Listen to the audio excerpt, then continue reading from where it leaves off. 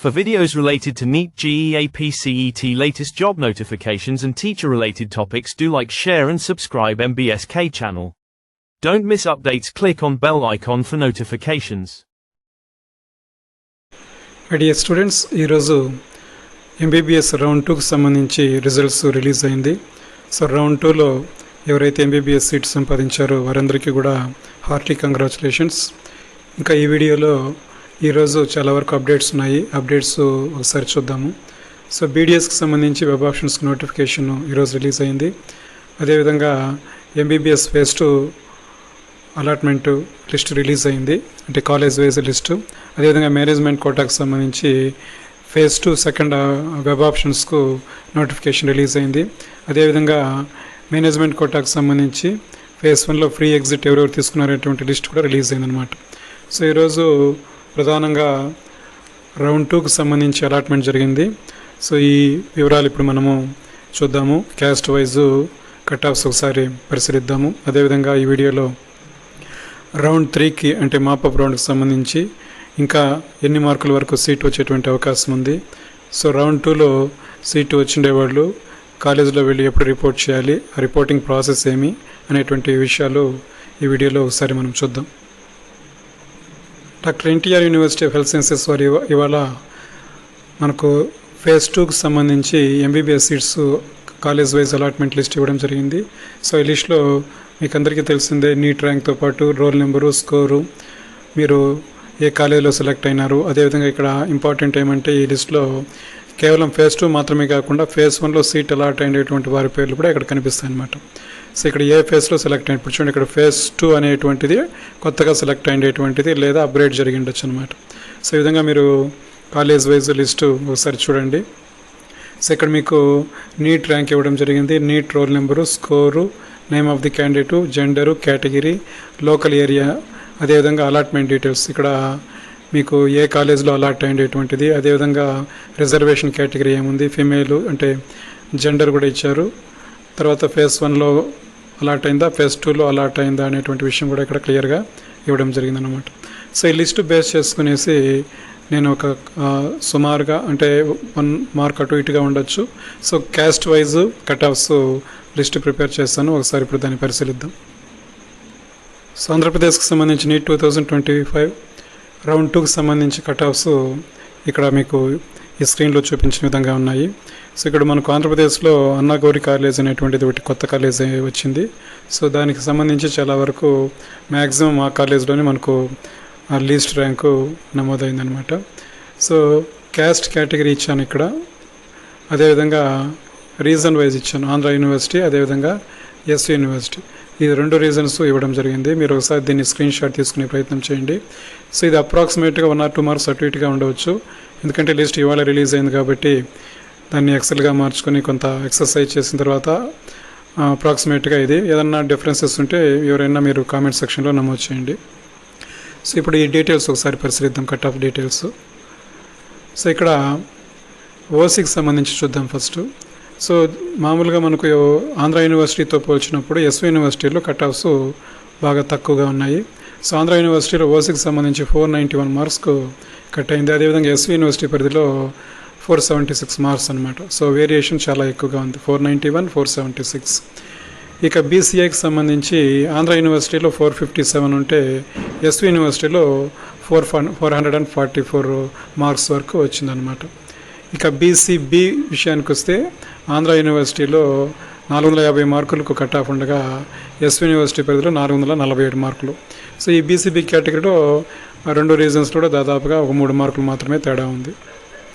అదేవిధంగా బీసీసీకి సంబంధించి 459 marks, SV university పరిధిలో వచ్చి 427. ఇక్కడ వేరియేషన్ చాలా ఎక్కువగా ఉంది ఆంధ్ర యూనివర్సిటీకి మరియు ఎస్వి యూనివర్సిటీకి.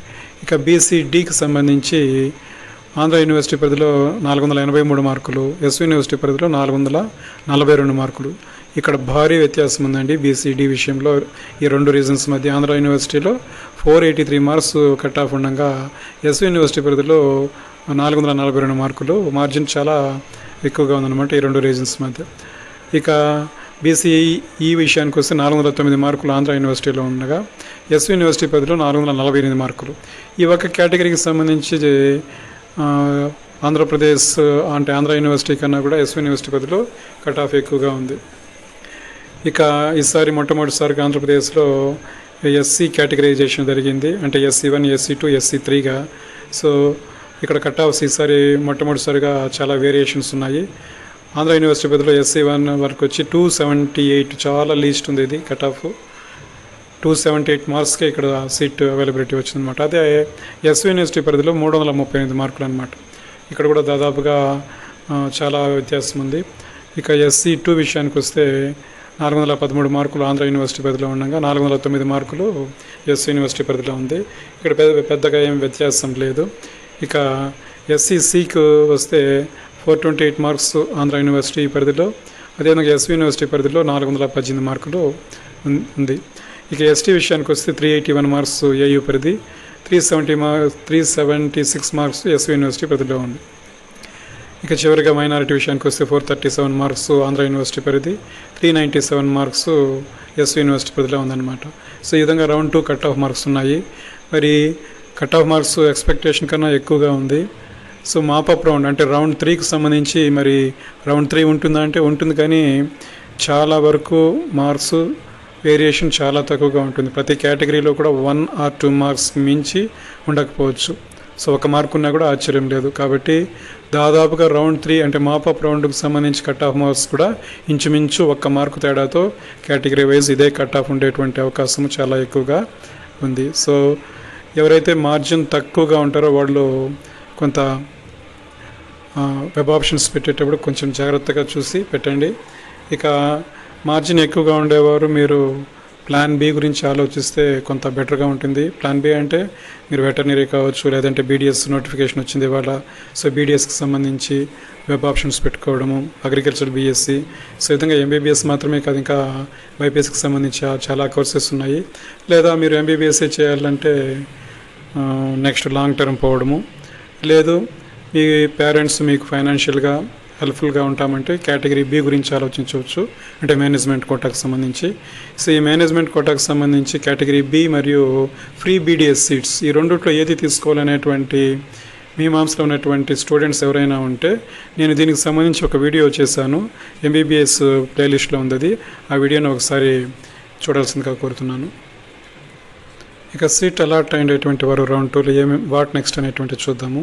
సో వీరందరికీ కూడా ఎవరైతే ఆ సీట్ అలాట్ అయిందో వారందరూ కూడా రిపోర్ట్ చేయడానికి 4/10/2025 అంటే అక్టోబర్ 4th 3 గంటల లోపల మీరు రిపోర్ట్ చేయాల్సి ఉంటుంది. So you should report at allotted colleges, otherwise seat will be cancelled.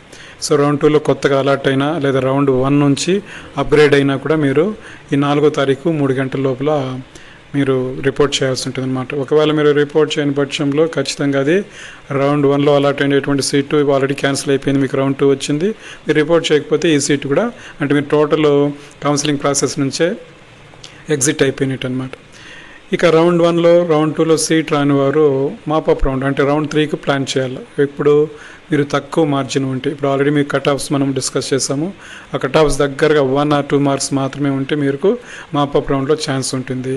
So otherwise మీరు ప్లాన్ బి ప్లాన్ చేసుకోవాలన్నమాట. ప్లాన్ బి గురించి ఆలోచించాలి.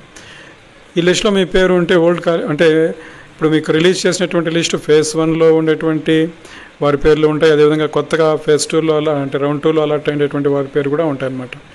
మీకు ఓల్డ్ కాలేజ్ ఉంటే అంటే ఈ లిస్ట్లో మీ పేరు ఎదురుగా ఓల్డ్ కాలేజ్ ఉంటే మీరు అప్గ్రేడ్ కానట్టు లెక్క అనమాట. అప్గ్రేడ్ కాని వారు కూడా రౌండ్ 3లో అప్గ్రేడ్ పెట్టుకోవచ్చు.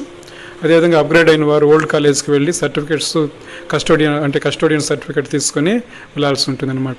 రౌండ్ 2లో కొత్తగా సీట్ అలాట్ అయి ఉంటే అలాట్మెంట్ ఆర్డర్ డౌన్లోడ్ చేసుకుని యూనివర్సిటీ ఫీ పే చేసి కొత్త కాలేజీలో మీరు రిపోర్ట్ చేయాల్సి ఉంటుంది.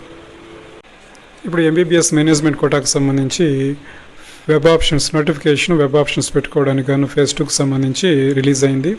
సో ఈ ఫేజ్ 2లో మేనేజ్మెంట్ కోటాకు సంబంధించి ఎవరైతే ఆల్రెడీ మీరు అప్లై చేసుకుని ఉంటారో, సో ఫైనల్ మెరిట్ లిస్ట్లో ఉన్న వారందరూ కూడా రౌండ్ 1లో ఆల్రెడీ అలాట్ అయినటువంటి వారు కూడా ఇందులో అప్లై చేసుకోవచ్చు. అక్కడ సీట్ రాని వారు కూడా రౌండ్ 2లో అంటే ఫేజ్ 2లో మీరు వెబ్ ఆప్షన్స్ ఇప్పుడు పెట్టుకోవచ్చు అనమాట. సో ఈ నోటిఫికేషన్లో కొన్ని ముఖ్యాంశాలు ఇప్పుడు మనం పరిశీలిద్దాం. మేనేజ్మెంట్ కోటా వెబ్ ఆప్షన్స్కి సంబంధించి నోటిఫికేషన్ రిలీజ్ అయింది. దాంట్లో ముఖ్యాంశాలు పరిశీలించే ముందు NTR యూనివర్సిటీ హెల్త్ సైన్సెస్ వారు మేనేజ్మెంట్ కోటా ఫస్ట్ ఫేజ్కి సంబంధించి list of candidates available free exit అనేటువంటిది రిలీజ్ చేశారు. ఇందులో మొత్తము 22 మెంబర్స్ ఉన్నారనమాట. అంటే ఈ ఫ్రీ ఎగ్జిట్ అంటే రౌండ్ 1లో అంటే ఫేజ్ 1లో మేనేజ్మెంట్ కోటాకు సంబంధించి ఆల్రెడీ వాళ్ళకి సీట్ అలాట్ అయ్యి జాయిన్ అయ్యింటారు, ఫీజు కూడా కట్టేస్తుంటారు. తర్వాత ఒక నోటిఫికేషన్ ఇచ్చారు, ఫ్రీ ఎగ్జిట్ నోటిఫికేషను. సో ఆ ఫ్రీ ఎగ్జిట్ నోటిఫికేషన్ వచ్చినటువంటి షెడ్యూల్ లోపల వారు ఫ్రీ ఎగ్జిట్ కోరుకో ఉంటారు. ఆ లిస్టు ఇప్పుడు మనకు 22 మంది దాకా ఆ లిస్టు ఇవ్వడం జరిగింది.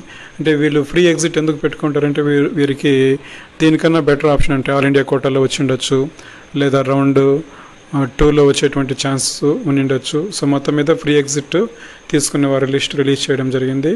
ఇది 22 మంది దాకా ఉందన్నమాట. ఇక్కడ అడ్మిషన్ డీటెయిల్స్ కూడా ఇచ్చారు. అంటే ఏ కాలేజీలో ఏ కేటగిరీ, అంటే B1, B2నా లేదంటే NRI కేటగిరీనా. సో అడ్మిషన్ డీటెయిల్స్ కూడా ఇవ్వడం జరిగింది ఫ్రీ ఎగ్జిట్కి సంబంధించి.